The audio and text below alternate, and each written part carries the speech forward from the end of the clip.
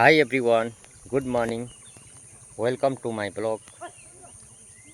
तपाईहरुलाई मेरो ब्लगमा स्वागत गर्दै अहिले म यहाँहरु बीच जोडेको छु असारको दृश्यलाई लिएर। जसमा हेर्नु पानी डम्म छ चारैतिर। चारैतिर पनि असारको रमाइलो भएको छ। वा पर पनि त्यति मजाले त देखिएन। यो पानी परेर कुहिरो लागेको कारणले त्यति राम्रो त देखिएन। वहाँ पर पनि हल चलाउनु हुँदैछ। यतापट्टि पनि दुईजना हाम्रा गोर्खाली दाजुभाइहरु आली लगाउनमा व्यस्त छ उहाँहरुलाई पनि। र वहाँ एकजना हल चलाउनु हुँदैछ। र उता भने अस्ति नै छरेको हुनाले गर्दा हरियो भर धान अम्रेको छ। र यो चाहिँ अहिले भने हाम्रो लागि आकर्षणको केन्द्रबिन्दु बनेको छ। र उता पनि परैसम्म झिलिमिली भएको छ अछारको। ऊ माथि पनि दुई तीन घर हाम्रो गोर्खालीको। र यता पनि यस्तै छ हाम्रो यातायातको रस्ताहरु। र तपाईहरुलाई यो कस्तो लाग्छ यो भिडियो अन्तिमसम्म हेर्दिनु होला। आज चाहिँ हिजो करिब 9:30 देखि लास्टै पानी परेको छ। गाइस अहिले चाहिँ यो अधिक मासको समय हुनाले गर्दा अहिले चाहिँ अलिक पिछाडी नै पानी पर्दैछ। यहाँदेखि उता चाहिँ पानी पर्छ भन्ने तथ्य छ। हेर्नु यहाँ पनि दुईजना हाम्रा गोर्खाली दाजुभाइहरु यहाँ आली लगाउनमा व्यस्त छ। र तपाईसँग म अलिकति अन्तर्वार्ता लिन्छु। हजुर लिनु। हजुर, अनि तपाईहरु बिहानैदेखि यहाँनेरि जुट्नु भएको छ है? आज बिहानैदेखि हामीहरूले यहाँ आली लगाएका। आली त लगाइसक्यो। अनि पाम्फेन छर्दा रहेछन्। पहिले त यहाँ 30-40 जना लाग्दा छन् रोप्दा। हजुर, रोप्ने चलन रहेनछ। अहिले त एकै दिन एकजनाले खेत सक्दा रहेछन्। सके जत्तिकै भयो अब यो धान हालेर। पहिले चाहिँ रोप्ने प्रथा थियो है? चलन रहेछ, बिउ काट्ने रोप्ने। अहिले त त्यो छोडेछन् र छर्दा रहेछन्। अहिले चाहिँ छर्ने एकैछिनमा अब भोलि चाहिँ सक्छन् होला यहाँ। अहिले चाहिँ धेरै सुविधा आयो है पहिले भन्दा। अहिले चाहिँ छिटो हुन्छ। धेरैले खेत गर्न छोडेछन्। अहिले त यसो पाम्फेन छ र हजुर सको। हजुर हजुर, त्यस्तै छ यहाँको चलन। अनि यो असारको चाहिँ तपाईलाई कस्तो महसुस हुँदैछ? मौसम त यहाँको त राम्रै हुँदैछ। आजबाट त राम्रै छ। यहाँको वातावरण, हावापानी सिचुएसन यहाँ त राम्रो नि। त्यो ठाउँ पाइँदैन नि। असारको रमाइलो छ असारको। यहाँ एकदम राम्रो ठिकै छ। हजुर, अनि यहाँ ठिकै छ, राम्रै छ। अब नपुग्यो नि अब। हजुर हजुर सके हजुर, अब नगर्दा पनि भएन। गाइस हेर्नु उहाँ पनि यसरी गोरु बिसाएर हलियोहरू खाजा खान जानुभएको छ। र पर पनि एकदम धमाधम छ। यता माथि पनि जोत्न धमाधम छ। उतो माथि जुन पहाडीमा दुई घर देख्नु भयो होला, त्यहाँ पनि कोहीले हाम्रो गोर्खाली दालथरी बस्नुहुन्थ्यो। जसमा उहाँलाई चाहिँ लगन बहादुर दाल भनेर चिनिन्छ। अहिले भने केही साल अगाडि नै उहाँहरू यहाँदेखि सेटल हुनुभयो। ऊ माथि जुन पहाडीको नजिकमा। र तलतिर पनि एउटा घर देख्नु हुँदैछ। अहिले चाहिँ भट्टराई थरी बस्नुहुन्छ। र यता पर पनि जुन घर देखिँदैछन् हाम्रो पूजनीय गुरुजीहरू बसोबास गर्नुहुन्छ। र यहाँको नजारा यस्तै छ, सुन्दर नजारा खेतीको। यस्तै राम्रो आकर्षणको केन्द्र बिन्दु बनेको छ।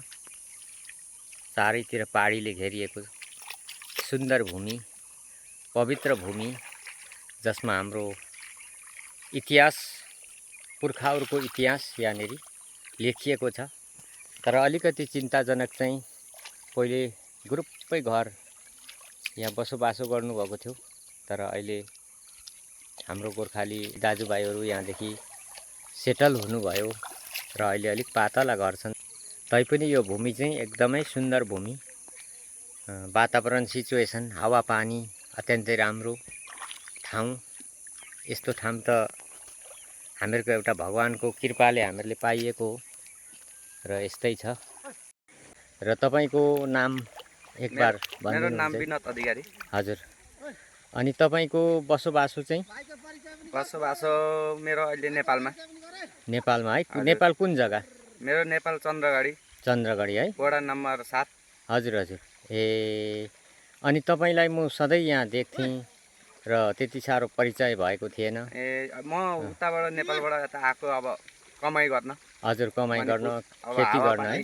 हावापानी राम्रो रहेछ यताको। हजुर, यहाँको हावा पानी पनि राम्रो। अनि अहिले असारको चाहिँ हजुरलाई कस्तो महसुस हुँदैछ? एकदम असर लागेको छ, असर लागेको छ। हजुर हजुर। मानो खान्छ बिहानैबाट निस्किम हामीहरू आली सारी लाउन।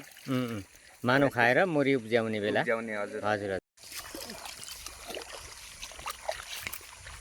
अहिले म जोडेको छु हाम्रो सरको खेतीमा। फेरि हाम्रो गोर्खाली गाउँमा जुन हाम्रो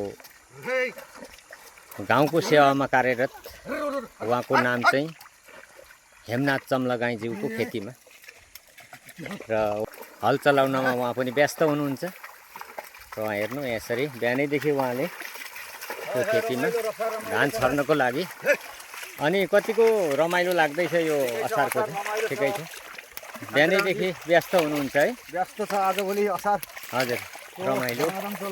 हजुर हजुर। पानीले साथ दियो। हजुर हजुर। र यो कहिले छर्ने प्लान गर्नु हुँदैछ? हजुर, पर्सि छर्ने योजना। हजुर, आज चाहिँ उकाइ लगाउनु हुँदैछ है? हजुर हजुर हजुर, राम्रो कुरो। हजुर। र यो हिजोसम्म यो पानी थिएन? हिजो बेलुकी करिब 9:30 बजेको भारी वर्षाले। हजुर, खुसी लाग्यो है तपाईँलाई? ठिक छ ठिक छ।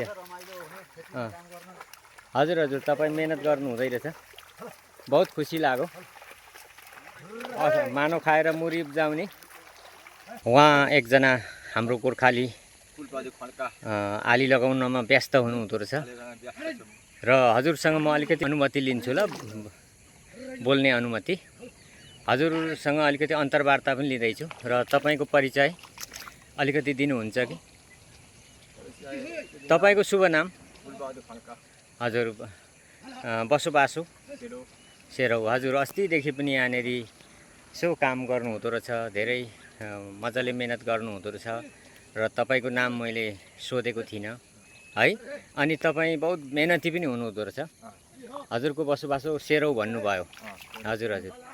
अनि यो अहिलेको असारको यो रमाइलो चाहिँ हजुरलाई कस्तो महसुस हुँदैछ? ठिकै मौसम हुनेछ अहिले। अब अस्तिसम्म घाम लागेको थियो, हिजोबाट पानी पर्ने थाल्यो। हजुर। पानी ड्याममा भयो खेतीमा। हजुर हजुर। अहिले अब पर्सि छल्ने बेला हुँदैछ, आज उकाइ लागेको छन्। हजुर, यहाँको यो गाउँको नजारा चाहिँ कस्तो लाग्छ हजुरलाई? यहाँको हावापानी? आइसिन बस्ती त राम्रो लाग्छ। यता रमाइलो पहाडी क्षेत्रले बेष्टित भएको। हजुर, राम्रो बगिरहेको। असार पनि हजुरलाई एकदम असारको पनि खुसियाली राम्रो महसुस हुँदैछ है? तपाईँ त बहुत मेहनत गर्नु हुँदो रहेछ, खुसी लाग्यो। अस्तिदेखि पनि यहाँ खेतमा जुड्नु भएको थियो।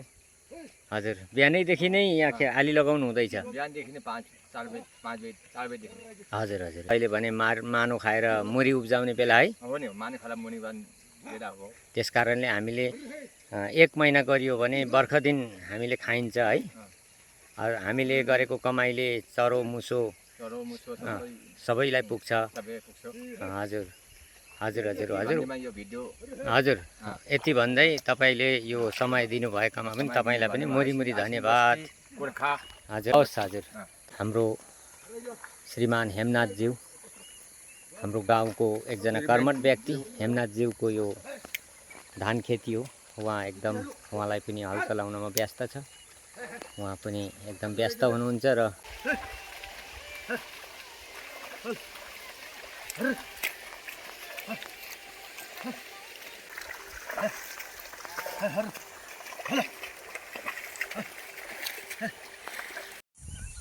र गाइस, आजको यो नजारा कस्तो लाग्छ?